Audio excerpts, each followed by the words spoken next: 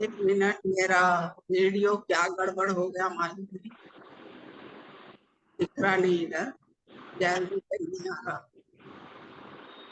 हाँ, ठीक। Praise the Lord सभी को। प्रेज द लॉर्ड दीदी।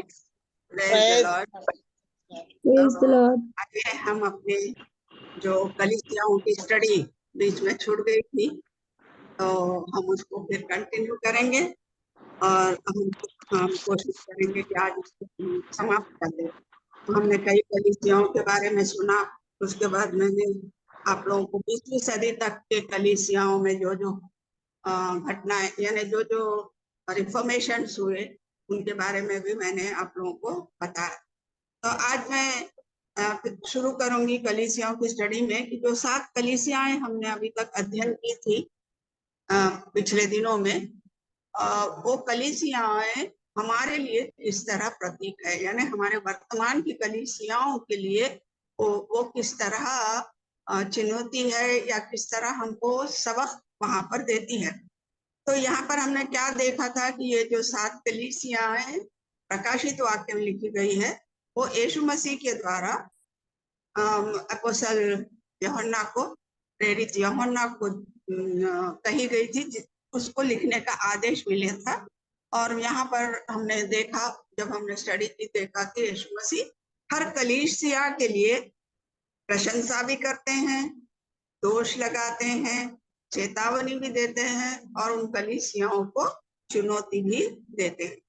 अगर हम इनको बहुत अच्छे से अगर हम इनको स्टडी करें एक एक को, तो हम देखेंगे कि आज के वर्तमान कलीसिया के लिए ये 7 कलीसियाएं भविष्य सूचक और चेतावनी की तरह उपयोग में लाई जाती है। भविष्य सूचक यानी भविष्य में ऐसा होगा, वो उस समय बताई गई, और हमारे लिए वर्तमान में ये एक चेतावनी है कि हम अगर अपने आप को नहीं सुधारेंगे तो हमारे साथ भी वही होगा जो उन कलीसियाओं के साथ में हुआ था। हम वहां देखते हैं, हमने 7 कलीसियाओं के बारे में वहां पर पढ़ा था। ये एक प्रतीकात्मक रूप से भविष्य सूचक संदेश पहुंचाने के लिए 7 कलीसियाएं चुनी गई।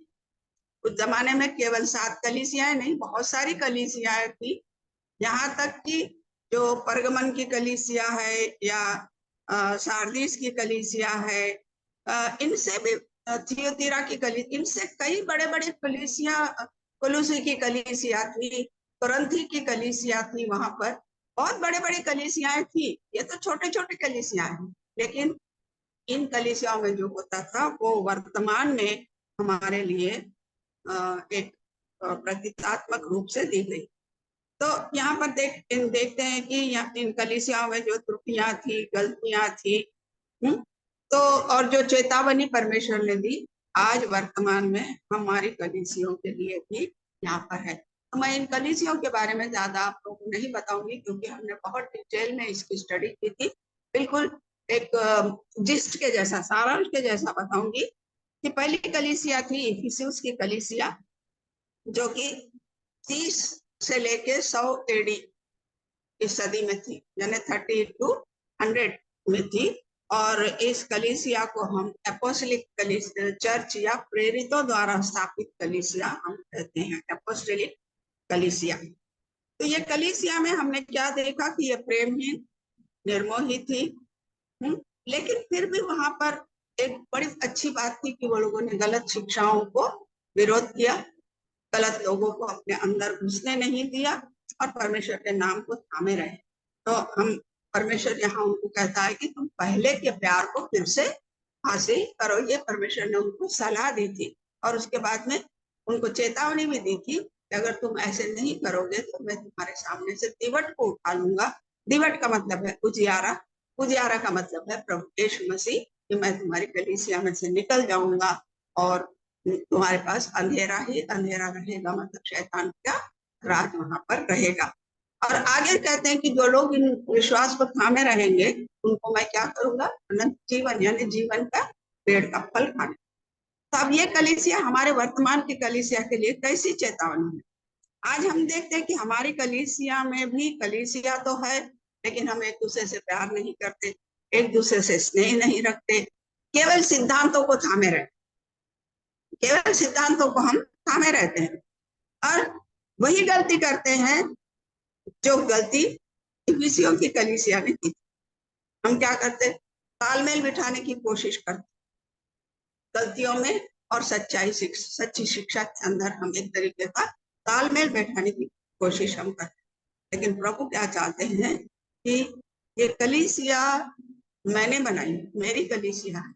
मैं चाहता हूँ कि ये कलीसिया किसके जैसी हो, जो मेरी इच्छा के अनुसार मेरे अनुरूप चलने वाली ऐसी ये कलीसिया होनी चाहिए। यानी उसमें प्रेम होना चाहिए, उसके अंदर सत्य की शिक्षा होनी चाहिए और उसके अंदर एक ऐसी शिक्षा होनी चाहिए जो सारे लोगों के लिए फायदेमंद हो। तो ये सीख हमको इफिसी की कलीसिया से मिलती है। दूसरी कलीसिया हमने सीखी वो थी चर्च ऑफ स्मुरना, स्मुरना की कलीसिया।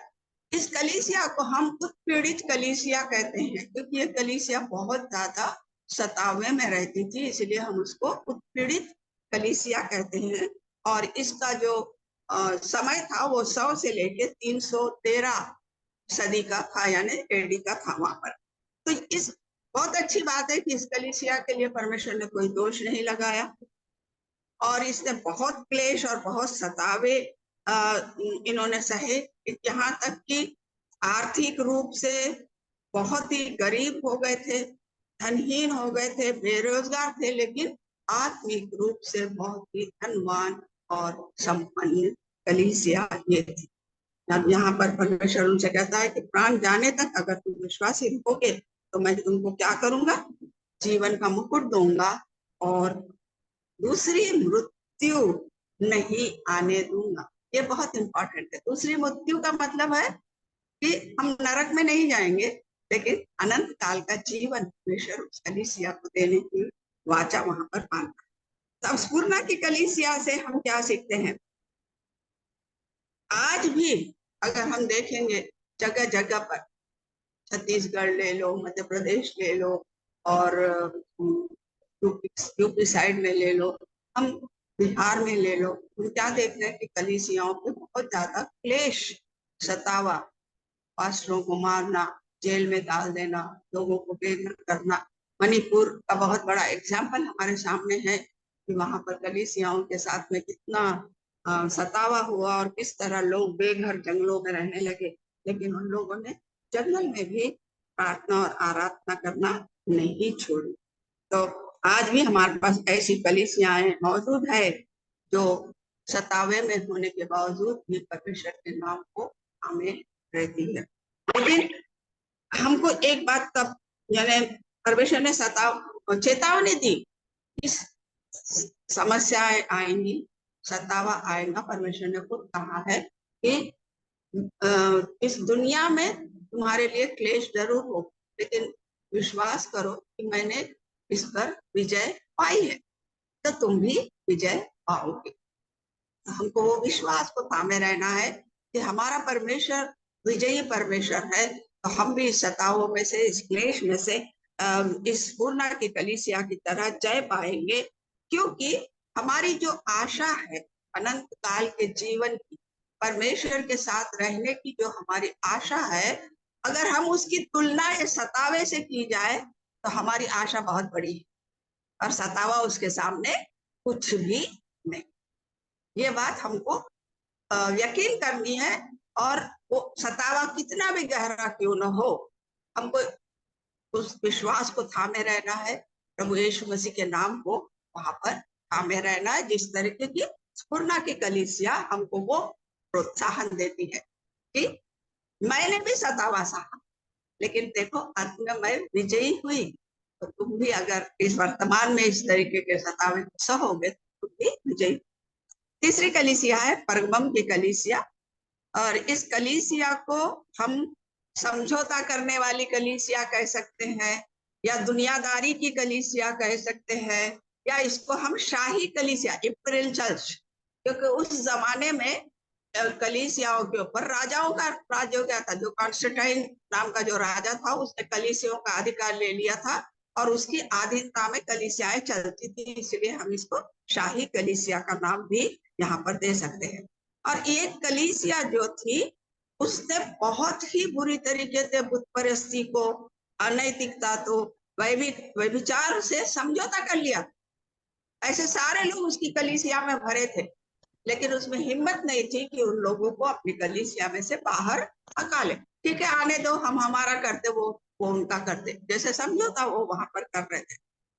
लेकिन एक बात बहुत अच्छी थी कि सारी गलतियों के बावजूद कुछ ऐसे लोग थे, गिने गिने, जिनकी गिनती हम उंगलियों पे कर सकते, जो लोगों ने विश्वास को नहीं छोड़ा, परमेश्वर के नाम का इनकार नहीं किया और मजबूती से अपने विश्वास में वो लोग खड़े रहे। तो उन इन चुने गिने लोगों के लिए परमेश्वर बहुत प्रसन्न था, और उनको देखते हुए वो दूसरों को बोल रहा था कि तुम पश्चाताप करो, तुम्हारे गलतियों को क्षमा करने के लिए मैं तैयार हूं, पश्चाताप करो, मन फिराओ। और अगर तुम मन फिराओगे, और जो गिने चुने लोग थे उनको प्रोत्साहित कर रहा था कि तुम अपने विश्वास में खड़े रहो, जय पाओ, तो मैं तुमको क्या दूंगा, छुपा हुआ मन्ना दूंगा, श्वेत वस्त्र पत्थर दूंगा, और नया नाम भी तुमको मैं वहां पर दूंगा। इसके बारे में हमने डिटेल पढ़ लिया। अब वर्तमान में ये कलीसिया की तरह आज भी हमारी कलीसिया है, तो ऐसी परगमन की कलीसियाओं की तरह है बहुत सारी कलीसिया है। इसका कारण है कि हमारे चारों तरफ आजू बाजू में हम अन्य जातियों के बीच में रहते, उनके साथ में मेल मिलाप करते, उनके साथ में जीवन हम जीते हैं, तो नेचुरल है कि उनका थोड़ा बहुत प्रभाव हमारे ऊपर भी गिरता। उनके रीति रिवाजों को हम अडॉप्ट कर लेते, उनके चाल चलन को हम अडॉप्ट कर लेते, वो लोग जिस किस तरह रहते हैं उस उनके स्वभाव को हम अडॉप्ट कर लेते, और हम वो कलीसिया में जाते, वो हमारी कलीसिया है। नेचुरल है कि हम सब ये चीजें लेके जब कलीसिया में जाते हैं तो उसका प्रभाव कलीसिया पर भी गिरेगा, क्योंकि हम सब बाहर की चीजों को अपने अंदर लेकर कलीसिया में जा रहे हैं। कलीसिया में भी हमारा एटीट्यूड, हमारा स्वभाव, हमारा चाल चलन, हमारी बोलचाल वैसे ही होगी, क्योंकि हम बाहर के वातावरण से अन्य जातियों के साथ रह के बहुत सारी बातों को हमने क्या किया, अडॉप्ट कर लिया, ले लिया अपने अंदर। तो यहाँ पर 1 करंती उसका 15 अध्याय उसकी 53 आयत, 1 करंती 15:33 में पौलुस कहता है कि बुरी संगति तुम्हारे चरित्र को बिगाड़ देती है। बहुत साफ तरीके से लिखा है, बुरी संगति तुम्हारे चरित्र को बिगाड़। हमको क्या करना है, सबसे पहले इस बुरी संगति से अपने आप को दूर करना, वरना हम अपने इस बिगड़े हुए चरित्र के साथ में जब कलीसिया में जाते हैं तो कलीसिया के चरित्र को भी बिगाड़ देते हैं। रोमियो की पत्री 12 उसका दूसरी आयत, उसमें लिखा है, संसार के सादृश्य मत बनो, लेकिन परमेश्वर को भावता ऐसा बलिदान चढ़ाओ। ये रोमियो की पत्री उसका 12 अध्याय उसकी 12वीं आयत में लिखा हुआ है। नए बनते जाओ, हर पल नए बनते जाओ, ये बात वहां पर उन्होंने कही। तो हमको भी क्या करना है कि अपने आप को बदलना है, चाहे कितना भी हम कितनी भी बुरी संगत में रहे, हमको अपने परमेश्वर के ऊपर के विश्वास को इतना बलवंत करना है कि हम उस बुरी संगत में भी एक कीचड़ में खुलने वाले कमल की तरह वहां पर रहे। कीचड़ में तो है, लेकिन कमल के फूल की तरह सुंदर, तब जाके हमारे लिए परमेश्वर छुपा मन्ना, श्वेत पत्थर और नया नाम वहां पर देने के लिए तैयार। आने वाली नेक्स्ट कलीसिया है थुआतीरा की कलीसिया। ये मध्यकालीन की कलीसिया है, मध्यकालीन की कलीसिया है। प्रकाशित वाक्य 2:18 से 29 में लिखा हुआ है, और ये 477 to 1453, हम इसको मिडवेल एज कहते हैं, मध्यकालीन युग या मिडवेल एज। अब यहाँ पर भी ये थुआतीरा की कलीसिया भी एक तरीके से समझौते की कलीसिया थी। उसने भी झूठे सिद्धांतों को, झूठी शिक्षाओं को, झूठे प्रेरितों को, झूठे भविष्यवक्ताओं को पूजा करने वाले बुत परस्ती लोगों को अपने बीच में जगह दे रही थी और उनको निकालने का भी कुछ उनके अंदर ताकत नहीं था, विचार भी नहीं था, कुछ भी नहीं था। तब इन सारे बातों के साथ भी यहाँ पर परमेश्वर क्या कहते हैं कि समझौता किया। और क्योंकि ये सारी बातें उन्होंने अपनी कलीसिया में आने दी, इसीलिए क्या हुए, परमेश्वर ने उन पर दोष लगाया और उन्होंने खुद अपने हाथों से परमेश्वर के न्याय को न्योता दिया। They invited, because of their wrongdoing, they invited the judgment of Jesus, judgment of God. क्योंकि सारी गलत चीजों को उन्होंने अपने अंदर बना दे दी, जगह दे दी।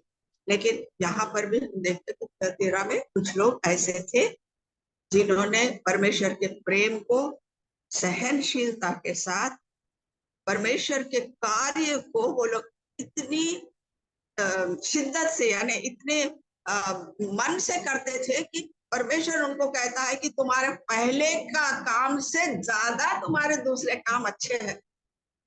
यानी वो लोग उतने सतावे में भी अटल खड़े रहे और परमेश्वर ने देखा कि ये लोग पहले तो काम करते थे, लेकिन अब इतनी गलत लोगों के बीच में रहने के बावजूद भी उन्होंने मुझसे बहुत ज्यादा प्यार किया और मेरे लिए वो लोग बहुत ज्यादा समर्पण वहां पर दिखा रहे हैं। और इसलिए परमेश्वर वहां क्या कहते हैं कि जो गलत लोग हैं उनको कहते हैं मन फिराओ, पश्चाताप करो। और जो अच्छे लोग थे और जो मन फिराएंगे उनके लिए परमेश्वर कहते हैं कि अपने अंत तक विश्वास में खड़े रहो और मैं क्या करूंगा, तुम्हें भोर का तारा, ये वाचा दे। अब इससे हम क्या सीखते हैं, कैसे आज की कलीसिया के लिए प्रतीक है। हम आज भी देखते हैं, हमारे किसी का नाम हम नहीं लेंगे, लेकिन बहुत सारी कलीसियाओं में सिद्धांत बदल गए, रीति रिवाजों को ज्यादा देखने लगे हैं और जो सच्ची शिक्षाएं होती है उसको डाइल्यूट, यानी जैसे आप कोई शरबत हम बनाते और वो बहुत गाढ़ा बनता है, तो हम क्या करते हैं, उसमें पानी मिलाते है ना, पानी मिला के उसको क्या करते हैं, हम हल्का कर देते हैं ना, डाइल्यूट कर देते हैं। तो बहुत से कलीसियाओं में वचन वैसे हल्के हो गए। वचन के अंदर जो भाव, वचन के अंदर जो जोश, वचन को सुनने के बाद जो लोगों की आत्माएं तड़पनी चाहिए, वो कुछ भी उन कलीसियाओं में नहीं हो रहा है, क्योंकि बहुत हल्का करके उस वचन का प्रचार किया जा रहा है। ये बात आज हमारे कलीसियाओं में हम देखते हैं। और थुइतिरा की कलीसिया की तरह हमारे भी सदस्य जो है, जो ऊपर ऊपर की आकर्षित करने वाली शिक्षाएं जहां मिलती है ना, वहां दौड़ते, अरे ये अच्छा दे रहा, अनुग्रह अनुग्रह अनुग्रह, ग्रेस ग्रेस ग्रेस। लेकिन ग्रेस के पीछे कुछ करना है, अगर नहीं करते हैं तो दोष लगने वाला है, और अगर दोष लगेगा तो सजा भी मिलने वाली है। ये बात को चलो ये अच्छा है, ये पास्टर, ये कलीसिया अच्छा है, ये कोई दोष नहीं लगाता हम पे, हमारे कैरेक्टर के ऊपर उंगली नहीं उठाता, हम जैसे भी है हमको अनुग्रह बोलता कि तुम्हारे ऊपर परमेश्वर आशीष देगा, लेकिन कड़क बात नहीं का। वो हमारी कलीसिया में आज को देखने को मिलता है कि हम लोगों की गलतियों को सुधारने के लिए सीधा उनसे नहीं बोलते, और उसी कारण ना वो लोग सुधर रहे और ना परमेश्वर के वचन उनके अंदर काम कर रहे हैं। तो वर्तमान में ये चीजें हम वहां को देख, इतना ही नहीं, वर्तमान में जादू टोना, तंत्र मंत्र देख रहे हैं, हमारे मसीही लोग भी जादू टोना की तरफ भाग रहे हैं, मसीही लोग भी तंत्र मंत्र के ऊपर विश्वास कर रहे हैं, साधु लोगों के पीछे जा रहे हैं। क्यों? क्योंकि वो वचन की गहराई हमारे हृदय को नहीं छू रही, वो सच्चाई को हम नहीं पहचान पा रहे, क्योंकि वो शिक्षा हमारी कलीसिया में नहीं मिल रही, ये थुअतीरा की तरह। और परमेश्वर क्या कहते हैं कि अगर हमको प्रभु यीशु मसीह के विजय में साझेदारी करना है, उसी की तरह हमको विजय भी होना है, तो वहां पर क्या लिखा है, शैतान की बातों से, इस भुलावे से, इस तरह की गलत शिक्षाओं से अपने आप को सबसे दूर करो। अगर दूर नहीं करोगे तो तुम दोषी ठहराए जाओगे, और दोषी ठहराए जाएंगे तो न्याय ऊपर न्याय और दंड अपने ऊपर आने की। हम खुद ना अपने होता दे रहे हो, हाँ भाई आप हमारे ऊपर गिर, क्योंकि हम सुधरना नहीं चाहते। पांचवी कलीसिया है सारदीस की कलीसिया। अब ये कलीसिया को हम मृत कलीसिया के नाम से जानते हैं। मृत कलीसिया हो गया, मरी हुई कलीसिया है। और इसका समय था, ये सुधार के समय ये कलीसिया की स्थापना हुई, और इसीलिए हम इसको रिफॉर्म कलीसिया भी कहते हैं, सुधार के समय की कलीसिया भी कहते हैं। और इसका समय था 1453 टू 1800, 1453 टू 1800। तो ये कलीसिया आत्मिक रूप से मृत थी, शारीरिक रूप से जीवित थी। सब शरीर से वहां पर थे, सारे शरीर को गिन लो आप, लेकिन आत्मा उनके अंदर नहीं थी। लेकिन इस कलीसिया की में भी एक अच्छी बात थी कि कुछ लोग जो थे वो लोग आत्मा में जीवित थे, मृत नहीं थे। वो लोग जीवित थे, विश्वास परमेश्वर के प्यार को वो लोग गहराई से थामे हुए थे।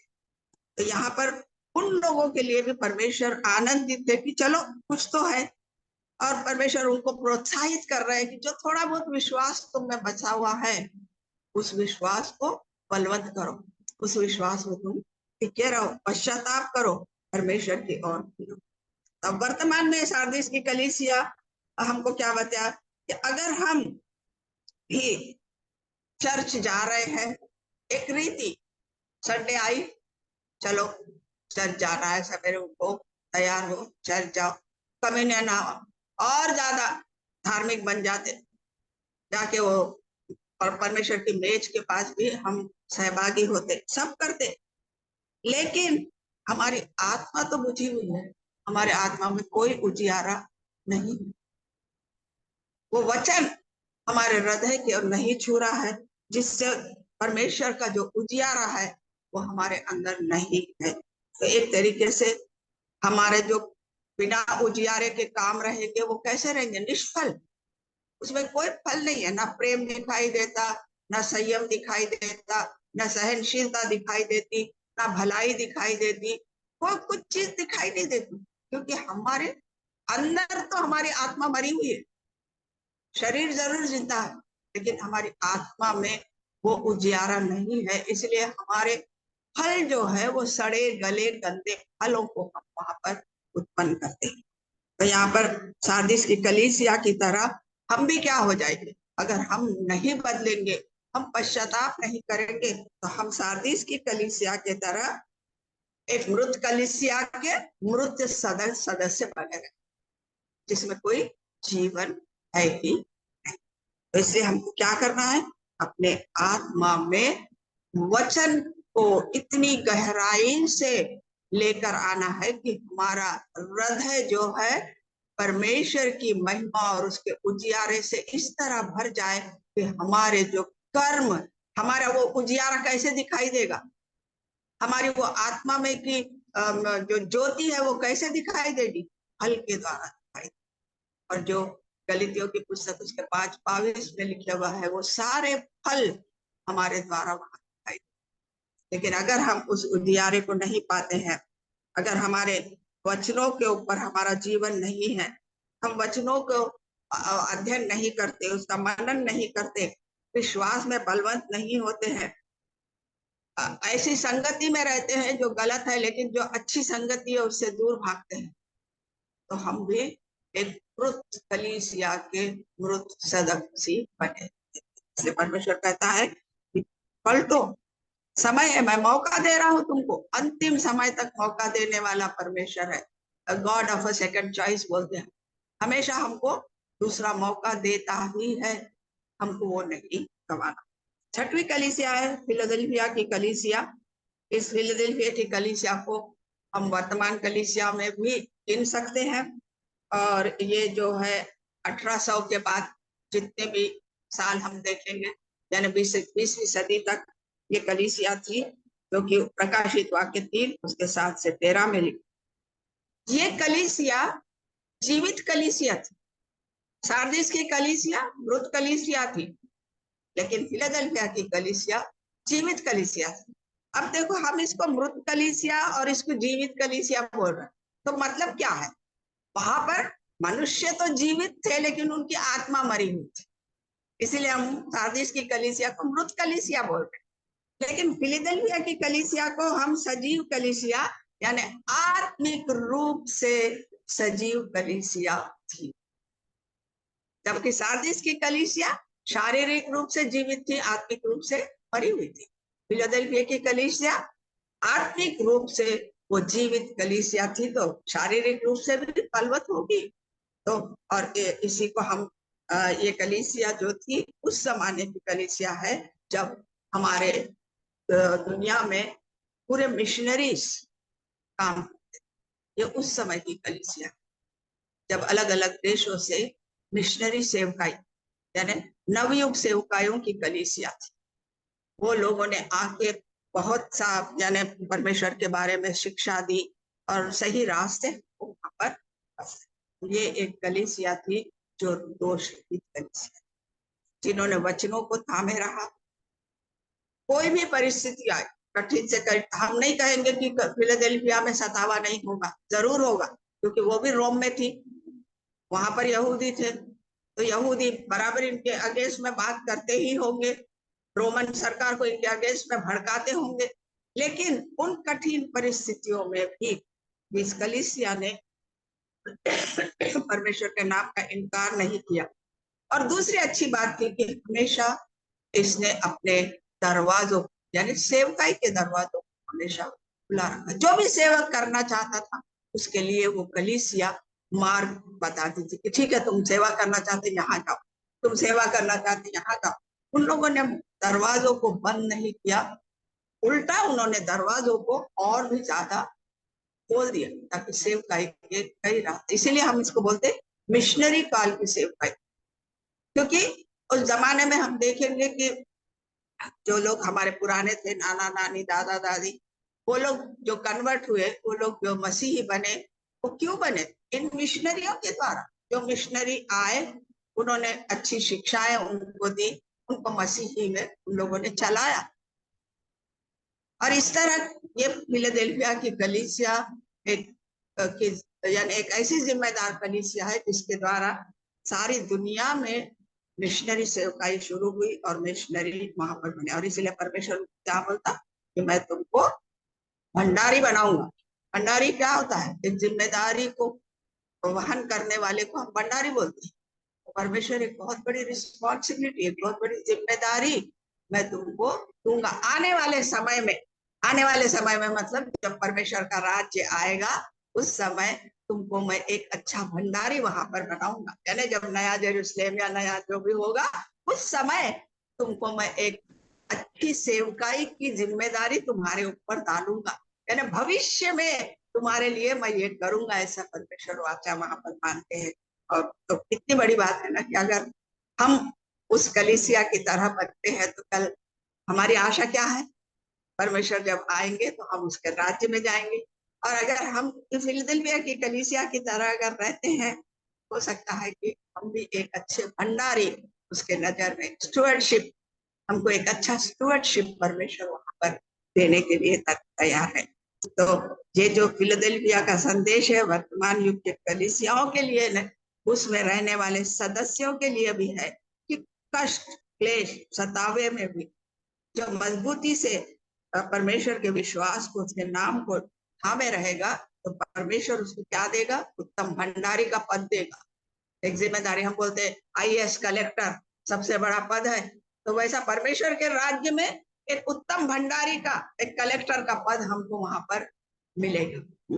और सारी त्रुटियां कमजोरियां रहेगी, इंसान है हम भी। फिलदेल्फिया में भी त्रुटियां थी, कमजोरियां थी, कमियां थी, सतावे में थी, सब थी। लेकिन उसके बावजूद भी जिस तरह वो लोग खड़े रहे, ना केवल खुद खड़े रहे, उन्होंने सारी दुनिया में सेवकाई को फैलाया। इसलिए हम बोलते कि खुले दरवाजे थे, सेवकाई के लिए उन्होंने रास्ता खोला। आज हमारी कलीसियाएं क्या इस तरह सेवकाई के लिए दरवाजे खोल रही हूँ? हम जाना चाहते हैं क्या हमारी कलीसिया हमको भी जाने को तैयार है? हर कलीसिया में क्या ऐसा हो रहा, चाहे वो छोटी हो चाहे बड़ी हो? क्या कलीसिया में, अब जैसे मेरी इच्छा है जाने की, क्या मेरी कलीसिया मेरे को सपोर्ट कर रही या नहीं? अगर नहीं कर रही है तो हम फिलाडेल्फिया की कलीसिया नहीं है, क्योंकि हमारे अंदर मिशनरी की वो सेवा भाव नहीं है। और अगर सपोर्ट कर रही है तो हमारी कलीसिया के दरवाजे खुले हैं, और नहीं कर रही है तो हमारी कलीसिया के दरवाजे। आखिरी कलीसिया है लौदोकिया की कलीसिया। इस कलीसिया को हम लूकवार्म यानी कुनकुनी कलीसिया के नाम से जानते हैं। वैसे इस कलीसिया में भी नवयुग प्रेरितों यानी न्यू अपोस्टलिक कलीसिया बोलते हैं, नए प्रेरितों की कलीसिया थी, लेकिन सारी त्रुटियां, कमजोरियां, कमियां, विश्वासघात और आत्मनिर्भरता। कलीसिया में बहुत पैसा था, कलीसिया में बहुत लोग दान देते थे, क्योंकि बड़े बड़े बिजनेसमैन, बड़े बड़े डॉक्टर्स, बड़े बड़े लोग ये कलीसिया में थे। हमने लौदोके की कलीसिया बना दी थी, कितने तरीके का व्यापार होता था और किस तरह बैंकिंग सिस्टम थी, इसीलिए वो लोग आत्मनिर्भर थे। आज हमारे भी कलीसियाओं में हम क्या देखते हैं कि हमारी कलीसियाएं आत्मनिर्भर है, क्योंकि उनको दान, थैंक्स गिविंग आता, टाइद आता, शादी हुई आता, ये हो। तो इस तरह क्या हो रहा कि हमारे कलीसियाओं के पास भरपूर से पैसा है, और उसके कारण वो लोग क्या हो गई, कलीसियाएं आत्मनिर्भर हो गई। अब उनको किसी की जरूरत नहीं, यानी उनकी के लौदोकिया की कलीसिया की आत्मनिर्भरता इतनी ज्यादा थी कि वो लोग घमंडी हो गए थे, और क्या हो गए थे, गुनगुने हो गए, कोई कार्य नहीं करते थे। बस अब हमको क्या जरूरत है, सब कुछ मिल गया, अब हमको परमेश्वर की भी जरूरत नहीं। ये विचार लौदोकिया के कलीसिया में आए। आज कई हमारी कलीसियाओं के मेंबर्स कम हो रहे, क्यों? क्योंकि कलीसिया गुनगुनी हो गई है, ना वो सेवकाई में जाती है, ना वचन को वहां पर बांटती है। तो इस तरह हम देखते हैं कि हम क्या हो गए, न्यूट्रल हो गए, तटस्थ हो गए। घटिया बातों में हमारे कलीसियाएं चलने लगी। कलीसिया मतलब हम ही, कलीसिया कौन को, पत्थर पत्थर से बनी इमारत नहीं है ना, कलीसिया का मतलब है भवन है, लेकिन कलीसिया तो हम ही है। हमारा स्वभाव घटिया हो गया, हम फल रहित जीवन जीने लगे, हमारे अंदर कोई प्रेम नहीं है, और हम अपने किए का पश्चाताप भी नहीं करते। तो परमेश्वर जरूर ही हमको दोष लगाएगा, हम दंड के पात्र। तो वर्तमान में हमारे लिए यही सीख है कि हमको लौदोकिया की कलीसिया की तरह नहीं बनना, क्योंकि जो संपन्नता, जो धन दौलत, आज हमारे घर के सामने कार है, हमको अपने खुद की बिल्डिंग है, हम अच्छा खाते पीते घर के हैं, लेकिन ये सब किसने दिया?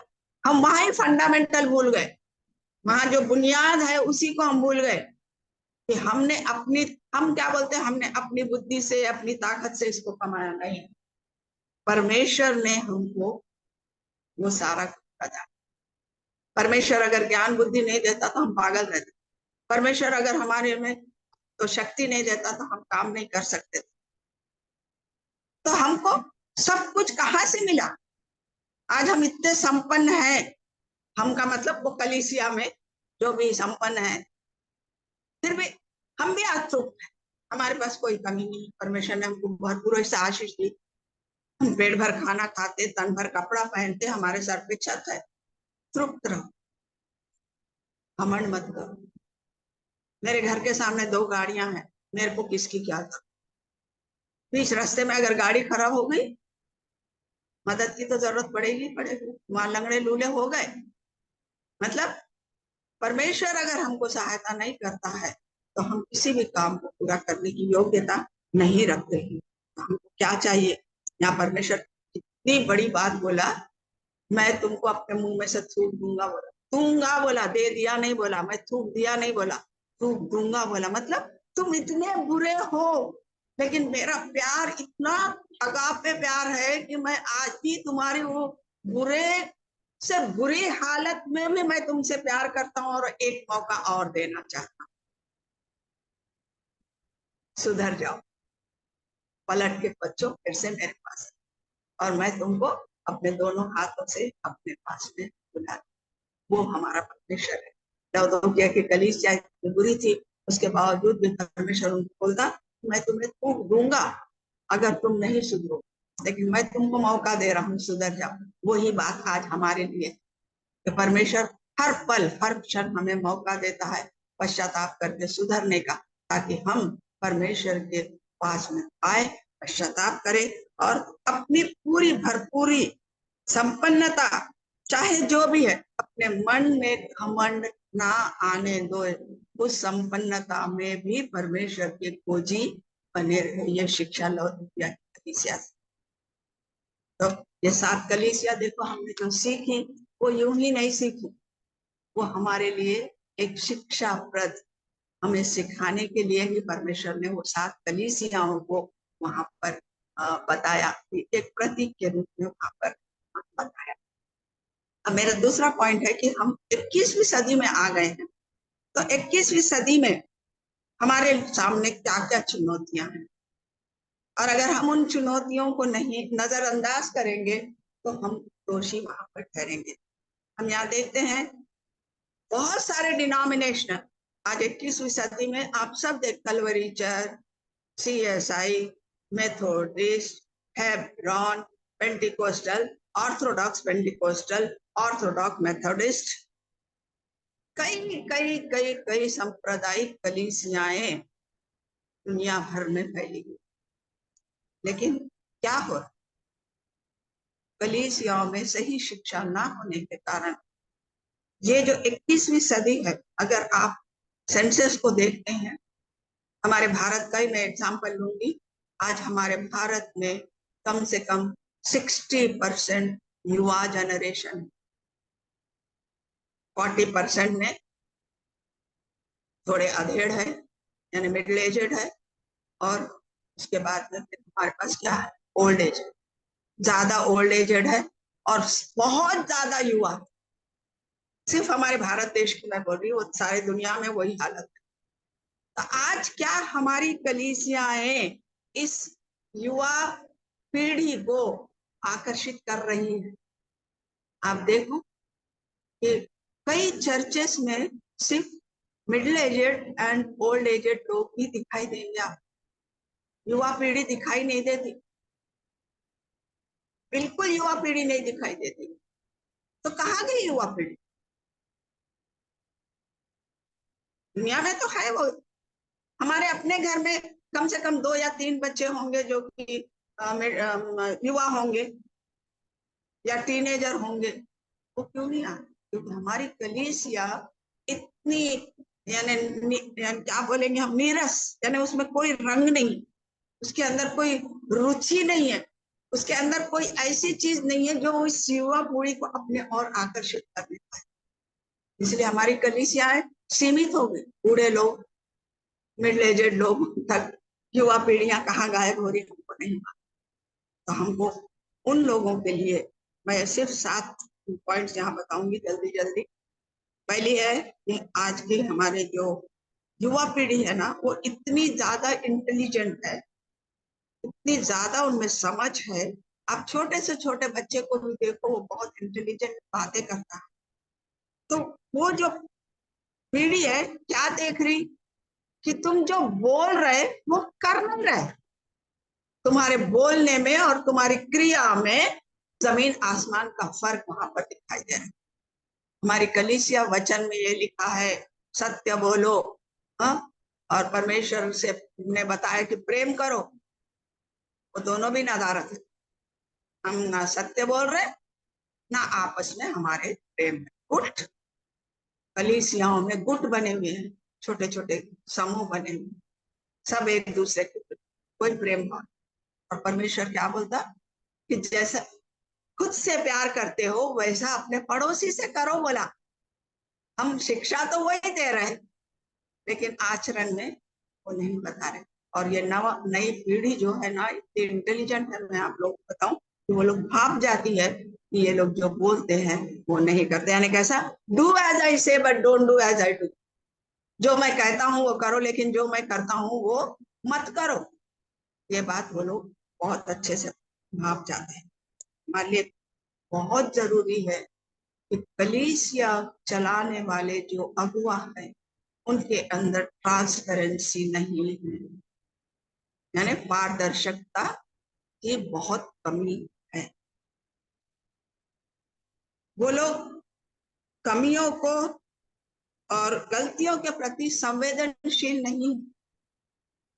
हमारी कलीसिया को गलतियों के और कमियों के, त्रुटियों के प्रति बहुत ज्यादा संवेदनशील होना चाहिए कि हम कहाँ गलत है, क्यों हमारी नई पीढ़ी चर्च में नहीं आ रही, कहाँ जा रही। क्या कभी हमने सोचने की कोशिश की कि कहाँ जा रही?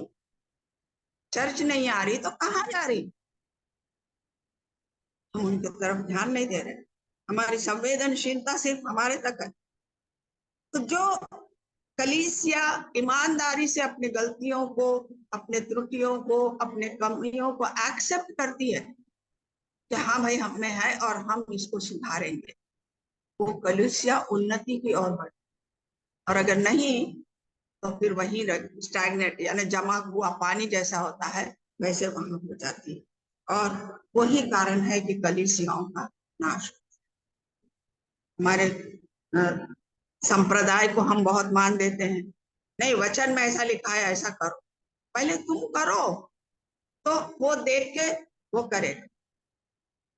हम घर में अपने बच्चों को शिक्षा देते कि झूठ मत बोलो, लेकिन उन्हीं के सामने हम किसी और के सामने झूठ बोलते होता है तो क्या होगा? एग्जैक्टली कलीसिया भी तो हमारा घर है। हम अगर झूठ बोलते हैं तो हमारी कलीसिया के बच्चे भी झूठ बोलेंगे। हम नव युवकों के लिए क्या शिक्षा वहां पर प्रदान कर रहे हैं।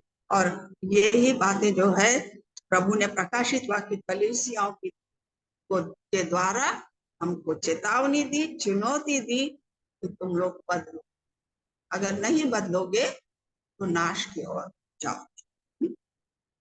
तो यानी इसके अंदर दूसरी चुनौती क्या है कि हम ना कभी भी परमेश्वर से व्यक्तिगत अनुभव हमारा नहीं है। पहला था प्रामिक यानी पारदर्शिता, ट्रांसपेरेंसी नहीं है कलीसियाओं में। दूसरा था कि हम किसी को ये प्रोत्साहित नहीं करते कि यू एनकाउंटर विद जीसस, तुम परमेश्वर के साथ व्यक्तिगत रूप से सामना करो। तुमको व्यक्तिगत अनुभव जब तक नहीं होगा तब तक तुम परमेश्वर के प्यार को नहीं पहचान पाओगे। ये शिक्षा की हमारे कलीसिया में बहुत कमी है, ये हमको देना बहुत जरूरी है। जब तक व्यक्तिगत अनुभव नहीं होगा तब तक कोई भी, पौलुस को जब तक व्यक्तिगत अनुभव नहीं हुआ शाऊल से वो पौलुस नहीं बना, है ना? वैसे ही हम सब शाऊल है। अगर हमको पौलुस बनना है तो हमको परमेश्वर के साथ व्यक्तिगत अनुभव। तीसरा पॉइंट जो है यहाँ पर वो है कि हमारे हम वहां नहीं पहुंच पा रहे जहां हमको पहुंचना है। अपने में आजू बाजू हमारे पड़ोसी, हमारे रिश्तेदार, इनके बीच में, हमारी कलीसिया के सदस्यों के बीच तक ही हम बचे हुए। लेकिन एक नाश होती हुई आत्मा वहां पर है, हमको पता है। क्या हम वहां पहुंच रहे? क्या हम उनको सुसमाचार लेके जा रहे हैं? आउटरीच जिसको बोलते, यानी उन लोगों तक सेवकाई को ले जाना कलीसिया का काम है। कलीसिया को चाहिए कि युवा लोगों को प्रोत्साहित करे, उनको ऐसी शिक्षा दे कि वो वहां तक पहुंचे। तो ये नई पीढ़ी जो है, ये युवा नई पीढ़ी जो है कलीसिया से एक उम्मीद रखती है। वो उम्मीद रखती है कि जो आदि की कलीसियाएं थी वो अपने तक सीमित नहीं थी, वो समाज में सेवा करती थी। इसीलिए उनकी कलीसियाएं मछली के या मकड़ी के जाले की तरफ फैलती चली गई। लेकिन हमारी कलीसियाएं सीमित होकर रहे, और वो सीमित होने के कारण हम उस समाज तक पहुंच ही नहीं पा रहे हैं जहां हमको पहुंचना है। एक भवन में सीमित हो गए। और परमेश्वर मत्ती का सुसमाचार 28 उसमें क्या बोलता? जाओ जाओ बोला, कलीसिया के अंदर बैठे रहो नहीं बोल, जाओ जाके मेरा सुसमाचार सुनो। और नई पीढ़ी वही एक्सपेक्ट कर रही कि वो नाश हो रहा, क्या तुम उसके पास पहुंच रहे, क्या पहुंचने का मार्ग बता रहे, क्या हमको प्रोत्साहित कर रहे। प्रेरितों का काम पहला अध्याय उसके 8वीं आयत में क्या कहा, तुम मेरे साक्ष्य बनोगे समारिया, यहूदा और दुनिया की छोर तक। कब बनोगे? जाओगे तो बनोगे ना, नहीं जाओगे तो कैसे।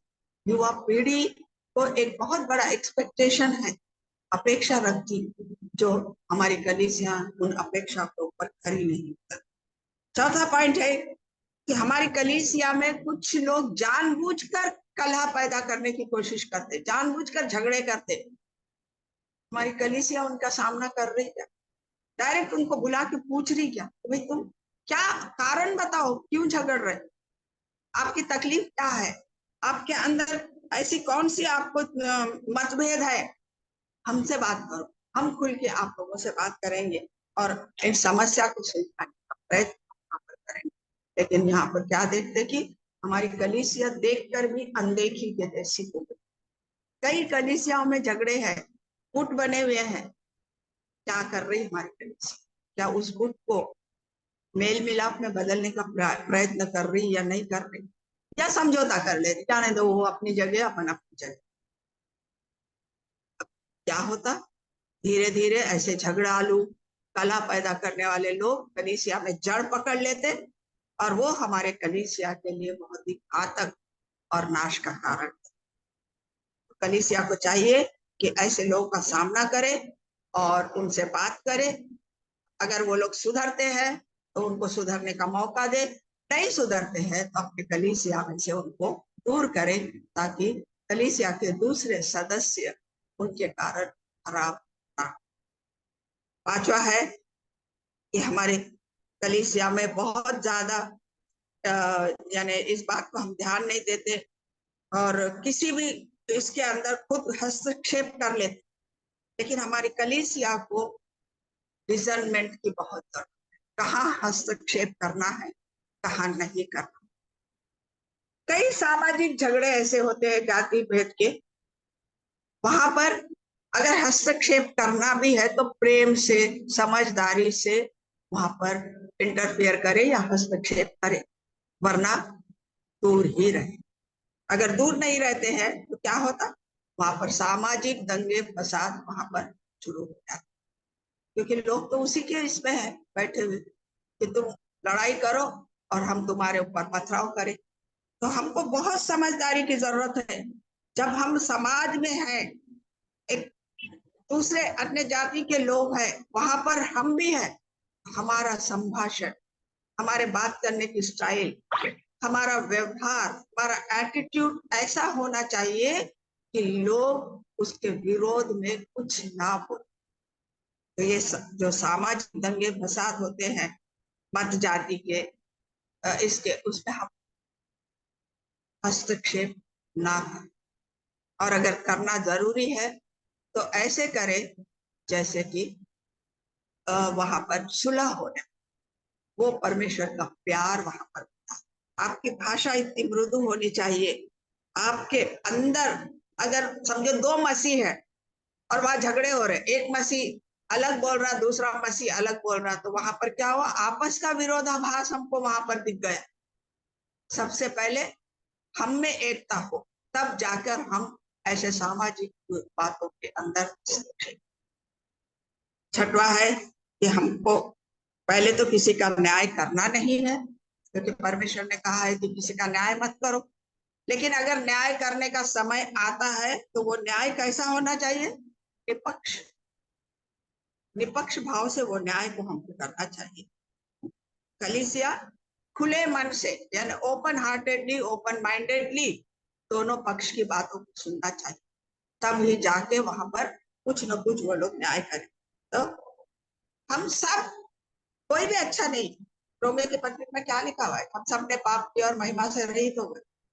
तो हम दूसरों के पाप को बताने से पहले हम कितने अच्छे हैं पहले देखो, और उसके बाद न्याय करने के लिए वहां पर खड़े रहे। ऐसा नहीं कि हम कलीसिया के हैं तो हमारा फर्ज है कि हम तुम्हारा जीवन सुधारे, हमारा नहीं है तो भी चलता। ये एटीट्यूड लोगों को पहचान में आ जाता और फिर क्या होता कि हमारी कलीसिया भी खराब हो जाती, और त्रुटियां वहां पर अगर हम लोगों की गिनने लगे तो जैसे अब समझो मैं हूँ, मेरे में बहुत सारी गलतियां हैं, मैं सुधारना चाहती हूँ, एक कलीसिया में मैं जाती, लेकिन उस कलीसिया में मेरे को सदस्यता तो मिल गई, लेकिन बाकी के सदस्य में से अरे ये छाया है ना, इसमें ये कमी, अरे ये इनने ऐसा करती, इनने ऐसा करती, अगर बार बार मेरी और मेरे कमियों की और इस तरह उंगली दिखाई जाए तो क्या मैं वो कलीसिया में टिक के रहूंगी?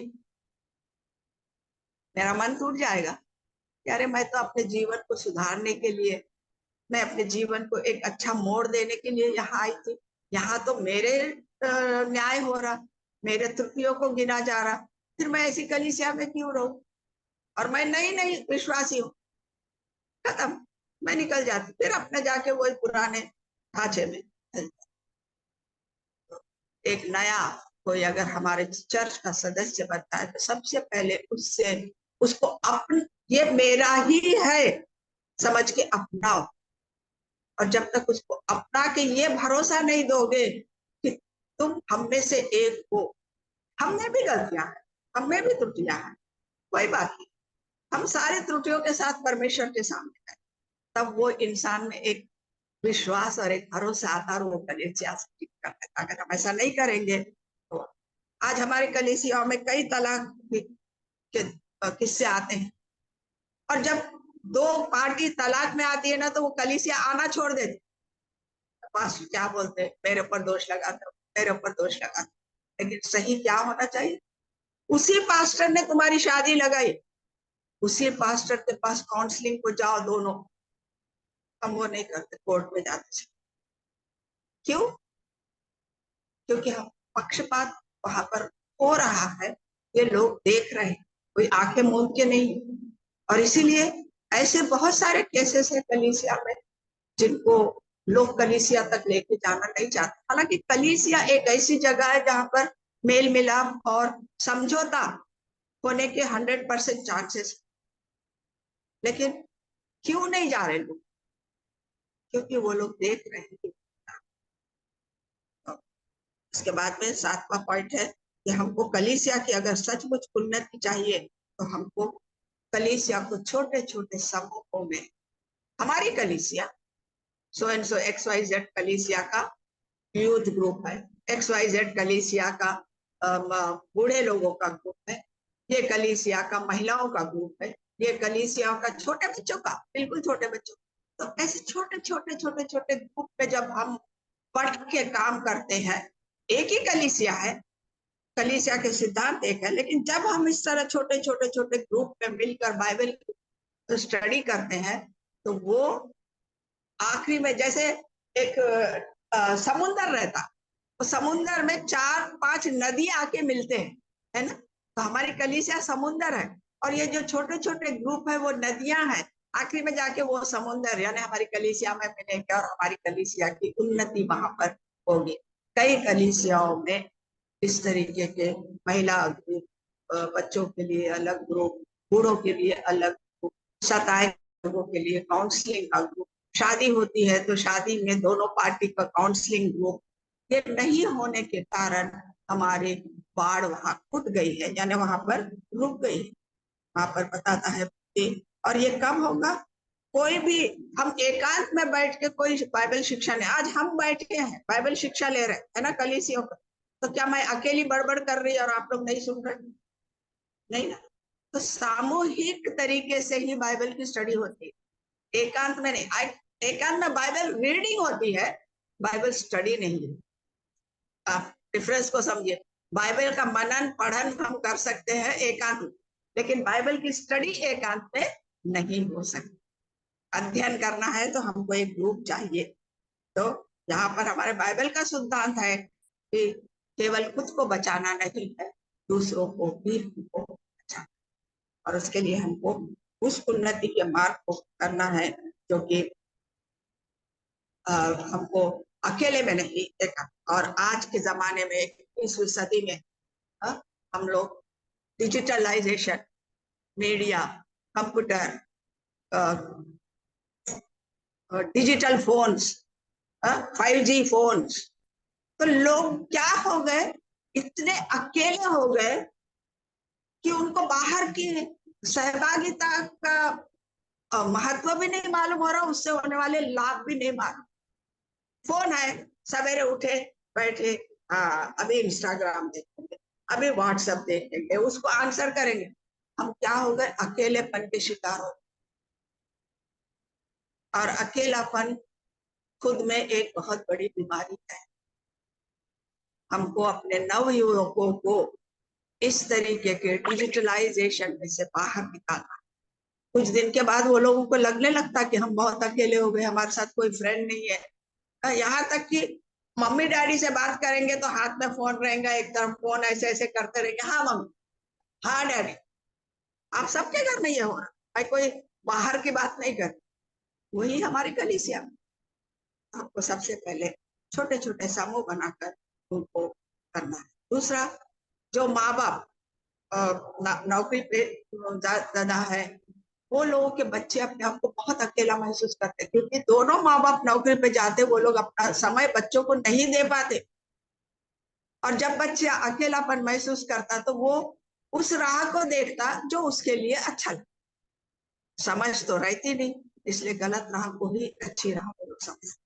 इन सारी बातों को, ये सारे हमारे सामने, हमारे कलीसिया के सामने चैलेंजेस है। इसलिए हमारे हर छोटी से छोटी कलीसिया क्यों ना हो, संडे स्कूल वहां होना चाहिए, ताकि बच्चे जो इस तरीके के अकेलेपन को महसूस करते हैं, वो लोगों को हम सही रास्ते पर। आगे का मेरा पॉइंट है कि हमारे असफलता के कारण क्या है। 21वीं सदी के असफलता के कारण क्या है। सबसे पहला कारण मैं यहाँ पर बताऊंगी कि हमारी कलीसियाएं उस जो प्रभु यीशु मसीह का अपेक्षा थी इस समाचार को सुनाए, उस अपेक्षा में खरी नहीं कर रहे। ये सबसे बड़ा ड्रॉबैक।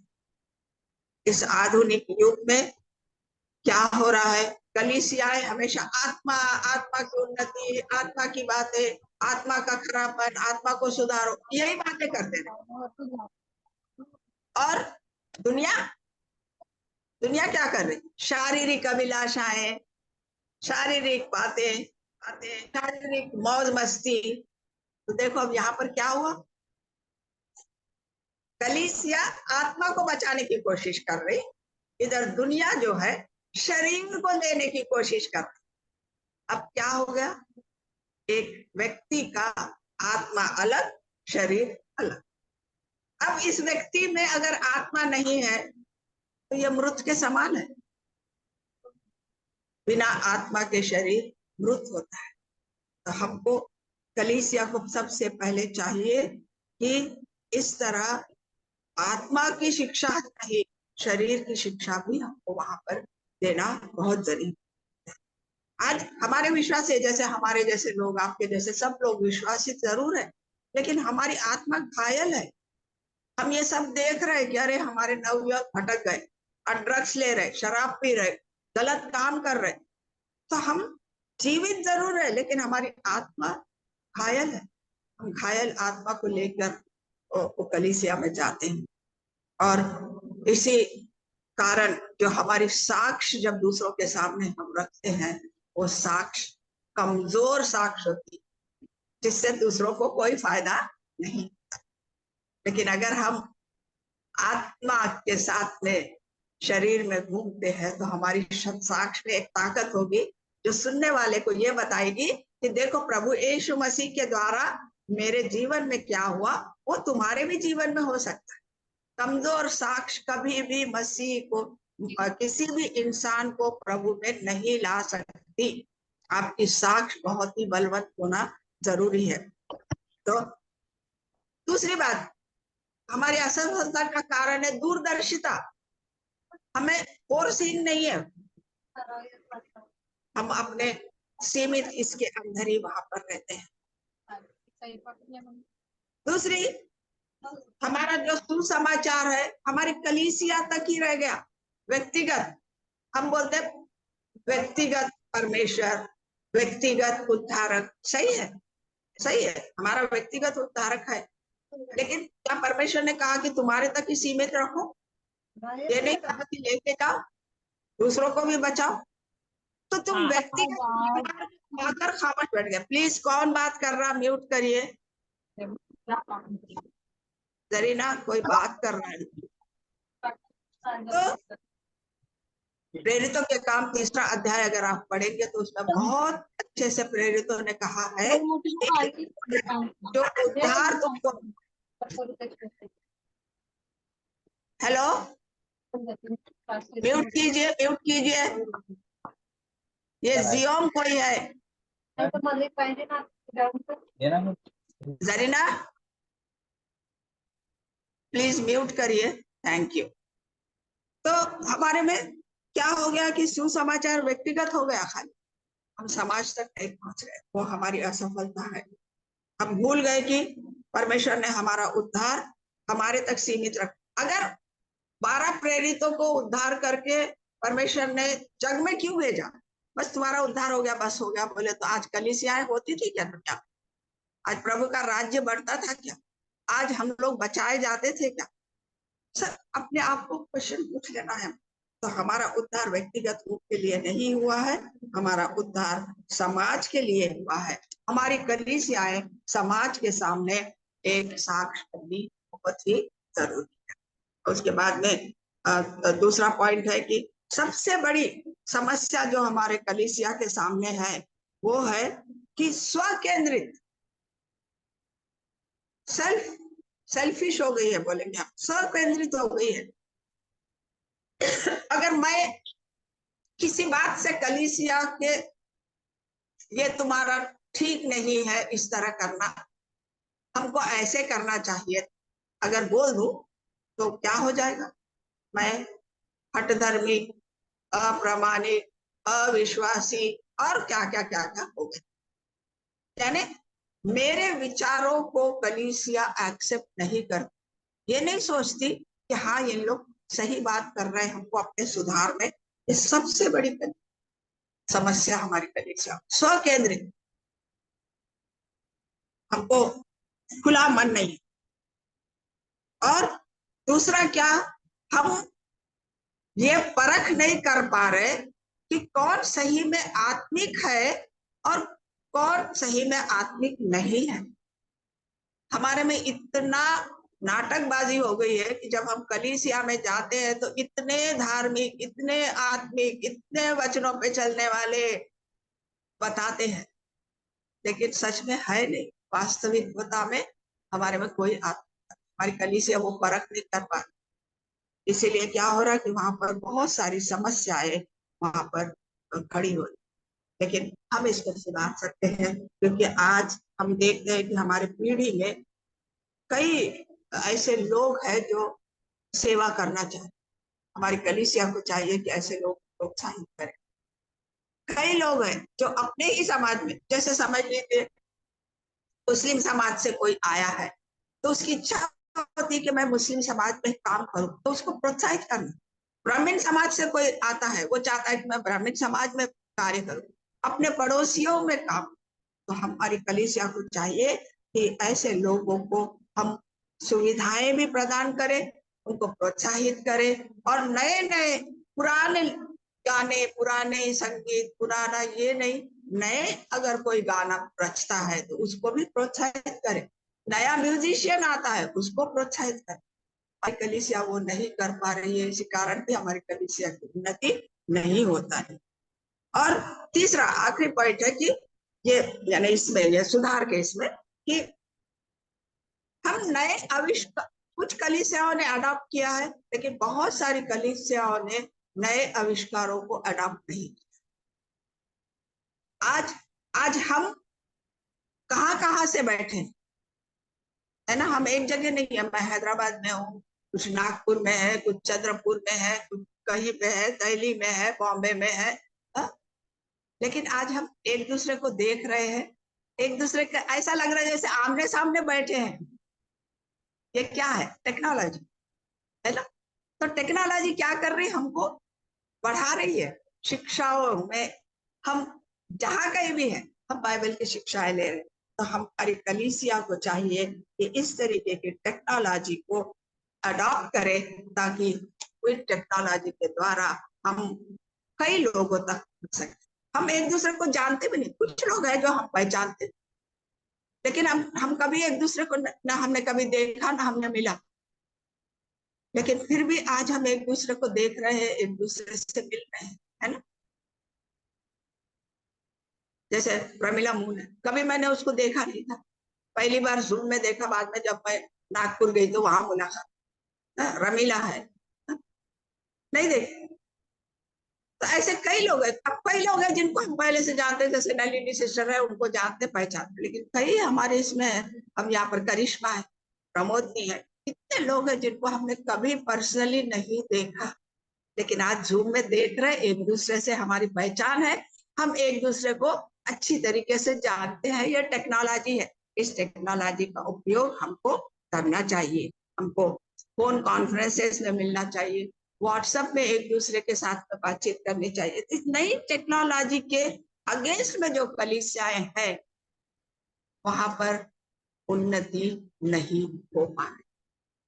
और अब मैं थोड़ा सा टाइम लूंगी कि 21वीं सदी की नई वाचा की कलीसिया, इनके बारे में मैं आपको थोड़ा सा बताऊंगी कि 21वीं सदी में कि हमको किस चीज की जरूरत है। 21वीं सदी की कलीसिया जो है, हम बोलते हैं न्यू टेस्टामेंट कलीसियाएं हैं हमारी, बोलते तो न्यू टेस्टामेंट कलीसिया कैसी होनी चाहिए, ये बात मैं आपको बताऊंगी। देखिए 21वीं सदी में और पुराने सदी में, जो कि आदि कलीसिया या प्राचीन कलीसिया हम बोलते हैं, उसके अंदर टेक्निकली डिफरेंस होगा और विचारों का डिफरेंस होगा।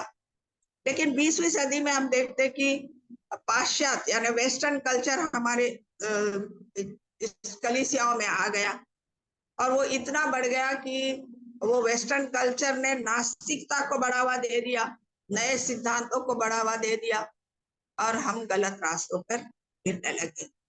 जब पौलुस के समय में भी क्या था, पौलुस के समय में भी बुतपरस्ती थी, पौलुस के समय में भी बहुत सारी बातें थी, लेकिन फिर भी वो लोग उसमें से बाहर निकल कर आ गए। तो हमको क्या देखना है कि हमारी 21वीं सदी की जो कलीसिया, जिसको हम नई वाचा की कलीसिया कहते हैं, तो हमारी ये नई वाचा की कलीसिया किस तरह होना चाहिए, इससे हमारा टॉपिक खत्म हो जाएगा। तो यहाँ पर सबसे पहले नई वाचा की कलीसिया को ये विश्वास करना है कि नई वाचा में यीशु मसीह के द्वारा पिता परमेश्वर ने जो वचन हमको दिए हैं, वो उस परमेश्वर का अंतिम प्रकाशन है, उसके बाद कोई प्रकाश नहीं। नई कलीसिया के जितने भी वचन है, जितने भी प्रोफेसिस है, जो कि रिविलेशन में आके खत्म होते, वो पूरे परमेश्वर के अपने पुत्र के द्वारा हम सबको दिए हुए अंतिम प्रकाशन के वचन है। इस बात पे नई कलीसिया को सबसे पहले विश्वास करना है, और ये अंतिम वचन जो है वो ही हमारे लिए सर्वश्रेष्ठ मार्गदर्शन है, हमारे जीवन को सुधारने के लिए, और हमारे जीवन का मापदंड भी है, हमारे स्टैंडर्ड है। इस नए पुस्तक पे हर समस्या का हल आपको मिलता है, सिर्फ आपको उसका अध्ययन करना चाहिए। आपकी कोई समस्या ऐसी नहीं है जो आपको किताब में नहीं मिलेगी। तो हमको ये बात का ध्यान रखना है कि मानव की हर प्राथमिकता और संवेदनशीलता को हमको सबसे पहले प्रभु के अधीन करना है। तो आपको नई पुस्तक में या नया करार जो हम बोलते, न्यू टेस्टामेंट जो बोलते, आपके हर समस्याओं का हल आपको वहां मिलता, क्योंकि ये प्रभु परमेश्वर का यीशु मसीह के द्वारा दिया हुआ अंतिम प्रकाशन। इसके बाद और कोई प्रकाशन हमको नहीं मिलने वाला, इस बात का पहले यकीन करना। और दूसरी बात हमको याद रखनी है कि ये जो नई वाचा की कलीसिया, न्यू टेस्टामेंट कलीसियाएं, न्यू टेस्टामेंट चर्चेस जो हम बोलते हैं, आज जितने भी है सब न्यू टेस्टामेंट चर्चेस है 21वीं सदी में के। ये कोई लोकशाही या जनतंत्र का राज्य नहीं है कि जहां पर वोट हो। ये कलीसिया परमेश्वर की है। धरती पर परमेश्वर का राज्य मतलब कलीसिया। इस बात का हमको ध्यान देना है। यहाँ कोई वोट के द्वारा हम यीशु मसीह को चुन लिए, वोट के द्वारा हम मरियम को चुन लिए, वोट के द्वारा हम सिर्फ यहोवा को चुन लिया, ऐसा नहीं होता। ये धरती के ऊपर परमेश्वर का राज्य, यहाँ पर उसके मालिक यीशु मसीह है और उनका कथन ही अंतिम है और कोई कथन यहाँ पर नहीं चलता, उनका शब्द अंतिम है। यहाँ पर ये कलीसिया एक ऐसा राज्य है जहाँ के नागरिक धरती पर प्रभु यीशु मसीह की इच्छा को पूरी करने के लिए उस कलीसिया से। न्यू टेस्टामेंट कलीसिया का मतलब है ये परमेश्वर का राज्य है धरती पर, और हम जो उसके सदस्य, हम उस कलीसिया के नागरिक है या उस राज्य के नागरिक है जिनका काम है कि परमेश्वर की इच्छा को वैसी ही पूरी करे जैसे कि वहां पर स्वर्ग में पूरी होती है। और ये कलीसिया के अलग अलग नाम है जो परमेश्वर को दर्शाते हैं। कुछ कलीसिया को हम क्या बोलते हैं? किंगडम ऑफ हेवन बोलते हैं। What is kingdom of? धरती पर स्वर्गीय राज्य यानी कलीसिया। कुछ कलीसिया को हम असेंबली ऑफ फर्स्ट बॉर्न बोलते हैं। उसका क्या मतलब है? यीशु मसीह के द्वारा उद्धार पाए हुए, यीशु मसीह की धार्मिकता को अपनाए हुए लोगों की सभा।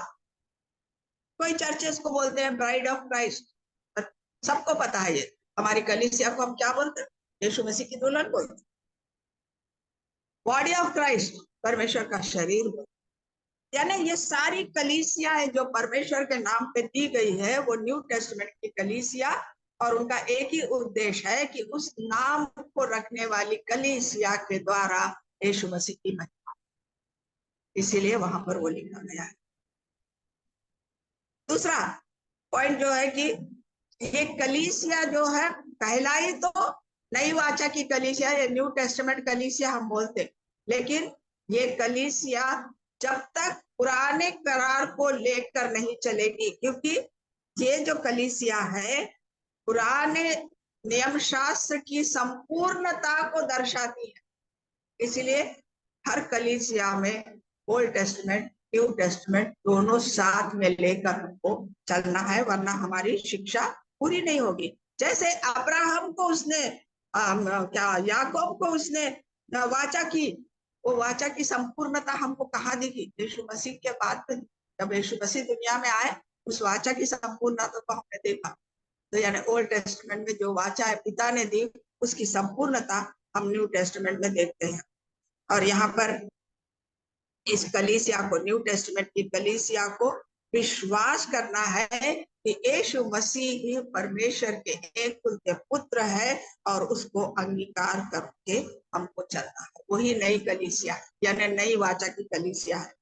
पश्चाताप करना है, पुराने जीवन का इनकार करना है, पापों की क्षमा के लिए बपतिस्मा लेना है और हमेशा पवित्र आत्मा के मार्गदर्शन में चलना। चौथा पॉइंट है कि हमारी कलीसियाएं यीशु मसीह की दी हुई सत्य की शिक्षा पर आधारित होनी है, जैसे कि प्रेरितों के काम उसका 20वां अध्याय उसके 18 से 26 में लिखी गई है। अगर हम परमेश्वर के सत्य वचनों पर नहीं चलते हैं तो वो कलीसिया न्यू टेस्टामेंट कलीसिया नहीं है, नई वाचा की कलीसिया, 21वीं सदी की नई वाचा की कलीसिया नहीं है। नेक्स्ट पॉइंट है कि हमारी कलीसिया जो है किसी संस्था या किसी संघ के रूल रेगुलेशन को फॉलो नहीं करती। हमारी कलीसिया सिर्फ यीशु मसीह के रूल्स और रेगुलेशन को फॉलो करती है और आत्मा को बचाने का काम। प्रेरितों के काम 18 उसके 24वें वचन से लेके 19 अध्याय के 7 वचन तक आप लोग पढ़ लेना।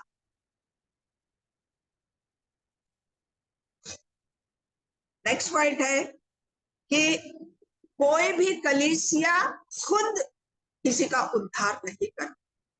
कलीसिया उद्धार पाने का मार्ग दिखाती है, वचनों को की शिक्षा दे। हमारे द्वारा उद्धार हुआ, हमारी कलीसिया के में आने से उद्धार हुआ, अगर ऐसा बोलते हैं तो वो कलीसिया नहीं, क्योंकि कोई कलीसिया किसी का उद्धार नहीं करती, ये व्यक्तिगत है। इफिसियों की पत्री 2 अध्याय उसकी 8 से 10 आयतों को पढ़ लो। परमेश्वर के अनुग्रह के द्वारा हमारा उद्धार हुआ है। कलीसिया सिर्फ मार्ग दिखाती है। और नेक्स्ट पॉइंट है कि हमारा आपसी भाईचारा, हमारी एकता, हमारी संगति तब तक नहीं हो सकती जब तक हम प्रभु के साथ घनिष्ठ रिश्ता नहीं बनाए। अगर आपका रिश्ता परमेश्वर के साथ गहराई से है तो खुद ब खुद आपके अंदर वो प्यार जागेगा, जिससे आप सहभागिता, संगति और एक दूसरे की सुधि लेंगे, एक दूसरे के बारे में सोचेंगे, एक दूसरे की उन्नति के लिए रास्ता बनाएंगे। और जब हम परमेश्वर के सत्य वचनों का पालन करते हैं तब भी हम उसके लिए एक उपयोगी पात्र बनते हैं। तो हमको इन बातों से बहुत ध्यान देना है। और हर नई वाचा की कलीसिया में 5-fold मिनिस्ट्री चाहिए। अगर हम 5-fold मिनिस्ट्री में नहीं चलते हैं तो वो एकाधिकारी कलीसिया बनती है, जिसमें उन्नति के कोई रास्ते हमको वहां पर दिखाई। नेक्स्ट पॉइंट है कि हमारी कलीसिया का अधिकारी या हमारा sir, who is the head of our कलीसिया? जीसस, जो कि स्वर्ग में है, वहां से हमारा मार्गदर्शन करता है। तो हर अगुवा को इस बात का ध्यान रखना है कि हमको उसी को लेखा देना है। और अगर हर सदस्य को यह ध्यान रखना है कि हमको यीशु मसीह को लेखा देना है, क्योंकि हर सदस्य, अगर यीशु मसीह हमारे अगुवा है या हमारे सर है, तो हम सब उसकी सेवा करने वाले हैं। तो हमको ध्यान देना है कि हम सब अकाउंटेबल है, हम सबको लेखा देना है पिता परमेश्वर से। और हर एक सदस्य प्रभु यीशु मसीह का कार्य करने के लिए स्वतंत्र है। अगर कोई भलाई करना चाहता है तो 1 करंथी उसका 16 अध्याय उसकी 1 से 4 आए थे, 2 करंथी उसका 8 और 9 अध्याय को अगर आप पढ़े तो भलाई के कामों में सदस्य इस तरह होता है। और हर एक कलीसिया जो है, नेक्स्ट पॉइंट, राज्य के विस्तार के लिए काम करना, खुद के विस्तार के लिए नहीं। और कलीसिया में आराधना, स्तुति और परमेश्वर के साथ समय बिताना अपने सदस्यों को सिखाना है। उसके लिए अगुवा को मेहनत भी वहां पर करनी। नई यानी न्यू टेस्टामेंट कलीसिया की बुनियाद प्रेम है। इसलिए अगर हमारे बीच में, सदस्यों के बीच में कोई मतभेद है तो हमारे अगुवाओं को चाहिए कि उस मतभेद की सुलह करे, आपस में एक दूसरे के साथ में वहां पर रहे। और सबसे बड़ी बात है कि मैंने कलीसिया को स्थापन किया, न्यू टेस्टामेंट कलीसिया मैंने बनाई, मैंने मिनिस्ट्री स्टार्ट करी। स्टार्ट करने वाली मैं हूं ऐसा मैं समझती, लेकिन नहीं, मैं केवल स्टुवर्ड हूं, मैं भंडारी हूं उस कलीसिया का, उसका मालिक यीशु। जब तक कलीसिया ये समझ नहीं पाएगी, हमको उन्नति वहां पर, परमेश्वर के आशीष हमको वहां पर नहीं मिलेंगे। हम सिर्फ सेवा करने वाले लोग हैं। हमारा स्वामी यीशु मसीह है, वो हमारा मार्गदर्शन करता है। तो हमारा अस्तित्व ही इसी बात पर है कि हम कलीसिया में परमेश्वर के राज्य का विस्तार और परमेश्वर की इच्छा की पूर्ति करना है। ये यीशु मसीह की इच्छा थी। अगर आप मत्ती का सुसमाचार उसका 6वां अध्याय उसकी 10वीं आयत पढ़ेंगे तो यीशु मसीह प्रार्थना करना सिखा रहे थे और करते, प्रार्थना में कहते हैं कि इस धरती पे तेरा राज्य आए जैसा स्वर्ग में था। प्रभु यीशु मसीह चाहते हैं कि इस धरती के ऊपर स्वर्ग का राज आए। अब उन्होंने अपने को स्टुवर्ड बनाया, अपने को भंडारी बनाया। हमारा भी वही काम है, इस स्वर्ग का राज्य धरती पे लाए। तो हमारी कलीसियाओं को पवित्र आत्मा के मार्गदर्शन में चलना बहुत है। अगर हम पवित्र आत्मा के मार्गदर्शन में नहीं चलते तो हम नई करार की कलीसियाएं नहीं है। रोमियो की पत्री 8-9 के अनुसार हमको आत्मिक दशा में ही काम करना है, शारीरिक दशा में काम नहीं करना, और हर पल हर क्षण हमको बदलते रहना है, प्रभु के अनुरूप हमको पलना है, जैसे कि अफिसियों की पत्री 4:13 और 15 में लिखा हुआ है। और हर पल हमको महिमा से महिमा में बढ़ते जाना। और दूसरा पॉइंट है कि हर नई कलीसिया को, यानी न्यू टेस्टामेंट कलीसिया को महान आदेश के ऊपर उसकी पूर्ति के लिए काम करना बहुत जरूरी है, क्योंकि ये वो आदेश है जो परमेश्वर ने स्वर्गारोहण करने से पहले अपने लोगों, उसका पालन करना हमारे लिए बहुत जरूरी। तो ये सारी बातें जो है, अब नई कलीसिया के बारे में आपको बताइए कि हमारी नई कलीसिया 21वीं सदी की ऐसी होनी चाहिए। अब हम सबको ये सोचना है कि क्या हमारी कलीसियाएं इसमें फिट हो रही, और नहीं हो रही तो हमको क्या करना है ताकि हमारी कलीसियाएं इस नई वाचा की कलीसिया खरी हो जाए। हमको प्रार्थना करना है कि परमेश्वर हमारी सहायता करे कि जिन जिन कलीसियाओं में हम जाते वो सारी कलीसियाएं परमेश्वर का राज्य बने, वहां पर परमेश्वर के राज्य की स्थापना हो, और हम सब जो उस कलीसिया के सदस्य हैं उस राज्य की। परमेश्वर आपको आशीषित करे। बहुत बहुत धन्यवाद। बहुत ही ड्राई सब्जेक्ट था, फिर भी आप लोगों ने बड़े इंटरेस्ट से सुना। मैं इसके लिए सही में आप लोगों का बहुत बहुत धन्यवाद करती हूँ। God bless everyone.